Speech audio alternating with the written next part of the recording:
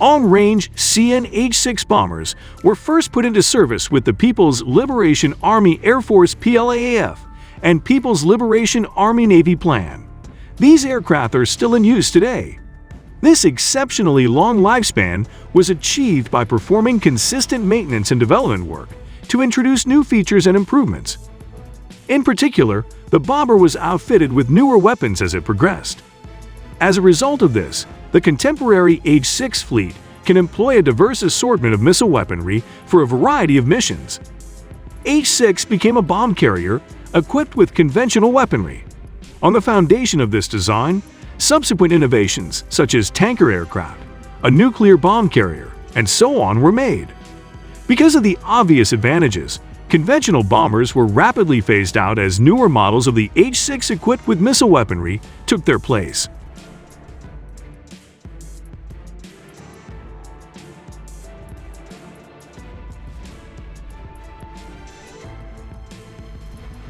According to the Military Balance 2022, the PLAAF now possesses 7 bomber regiments flying H-6 aircraft with various configurations. Additionally, a new brigade is in the process of being formed and equipped.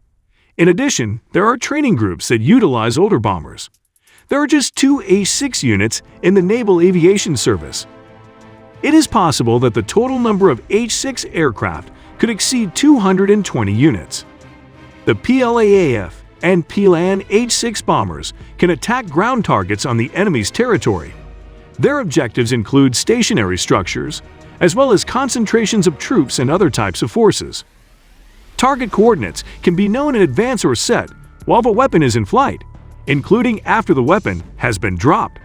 It has been suggested that primarily guided missiles of a wide variety of sorts should be used to tackle such issues.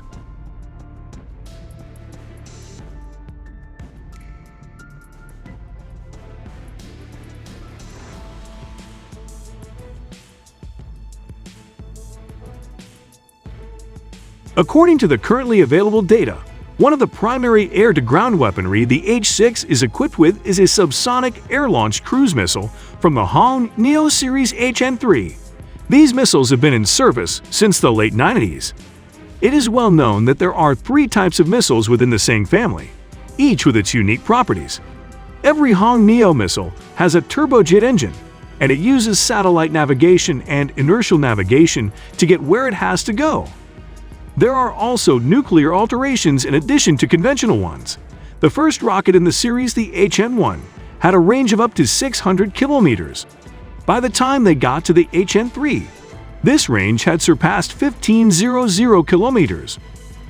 It was known that China is working on an aeroballistic version of the Dongfeng 21 rocket for a number of years prior to recent revelations. This kind of product will range up to 3,000 kilometers.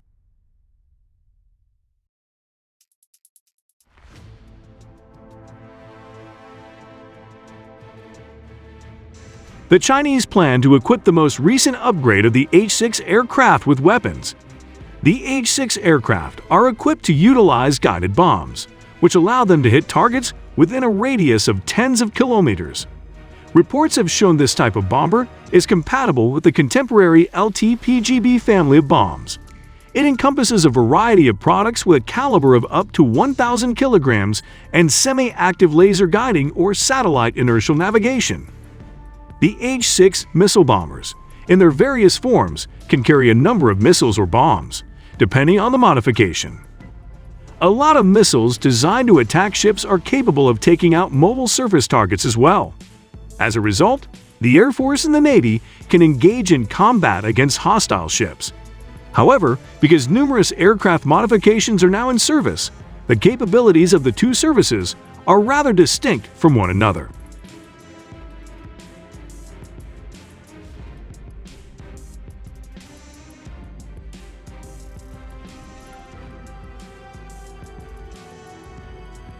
American concerns about the H-6 are warranted, though ultimately based on the obsolete Soviet Tu-16 that was retired from Russian service in the early 1990s.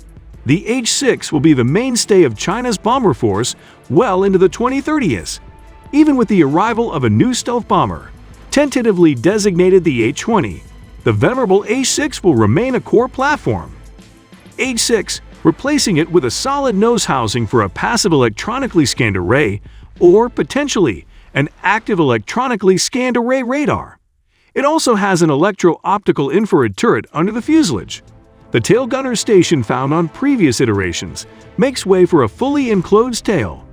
A nuclear triad is viewed as a cornerstone of nuclear deterrence, comprising land-based intercontinental ballistic missiles, submarine-launched ballistic missiles, and long-range nuclear-capable bombers. The triad is seen as guarantor of a viable second strike capability.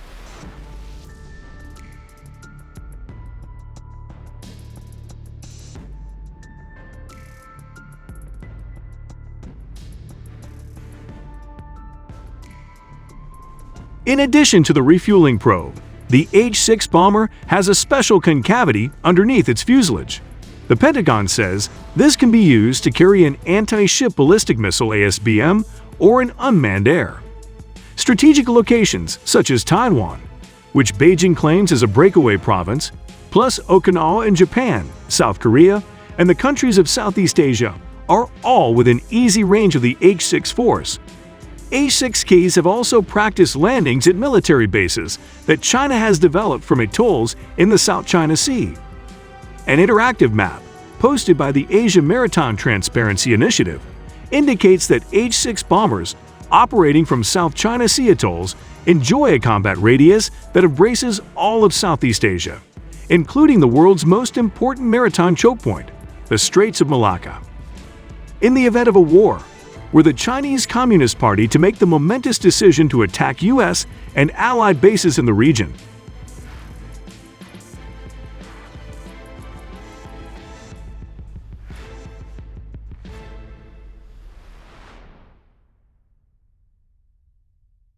H-6 mounted cruise missile attacks would be tightly coordinated with strikes. From a Chinese perspective, however, this may be a manageable challenge, given that in a West Pacific conflict H-6 will operate much closer to home, with plenty of basing options. Having bases close to contested areas will allow Chinese bombers to generate far more sorties than their U.S. counterparts. Should American bases in the Asia-Pacific be unusable, American bombers will have no option but to make long transits across the Pacific. Davis adds that the H-6 will be effective in the standoff role, but only if it operates in uncontested airspace, well clear of opposing fighters and air defenses. Don't expect H-6 bombers to be operating beyond the range of PLAAF land-based air cover or PLANAF fighters off carriers. While the H-6 is an ideal platform for supporting Beijing's comprehensive A2A strategy to keep U.S. forces at bay in the event of a conflict,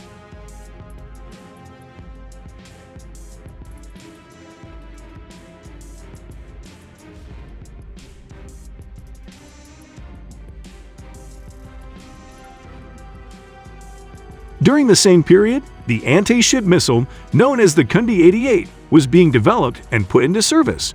This weapon is a hypersonic missile equipped with a ramjet propulsion system and radar guidance. The maximum range of the flight is 200 kilometers. A warhead strikes the target with a mass of 165 kilograms and a speed of approximately 3.5 meters per second. The warhead was semi-armor penetrating,